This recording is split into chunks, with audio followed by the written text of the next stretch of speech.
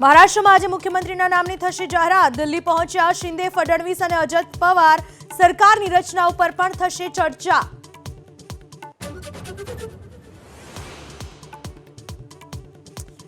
આજે ચોથી વાર હેમંત સોરેન બનશે ઝારખંડના મુખ્યમંત્રી। ઇન્ડિયા ગઠબંધન નેતાઓની ઉપસ્થિતિમાં સાંજે 4 વાગે યોજાશે શપથ ગ્રહણ સમારોહ।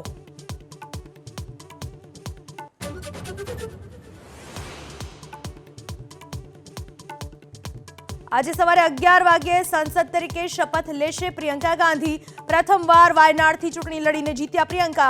સંસદમાં જનારા ગાંધી પરિવારના 9મા સભ્ય। દિલ્હી એનસીઆરમાં હજુ પણ પ્રદૂષણ યથાવત। ગ્રેપ 4ના પ્રતિબંધો પર આજે સુપ્રીમ કોર્ટ કરશે નિર્ણય। ટ્રકોની એન્ટ્રી રોક પર આજે કોર્ટ કમિશનર કરશે રજૂ રિપોર્ટ।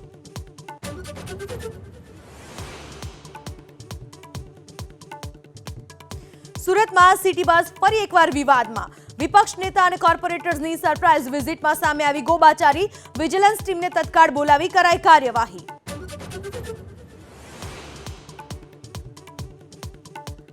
અમરેલીના શિરવાણિયા ગામના સરપંચ પર હુમલો। ગામમાં જમીનમાં કેબલિંગની કામગીરી અટકાવતા કારમાં આવેલા અજાણ્યા શખ્સોએ કર્યો હુમલો। ઇજાગ્રસ્ત સરપંચને સારવાર માટે ખસેડાયા હોસ્પિટલ।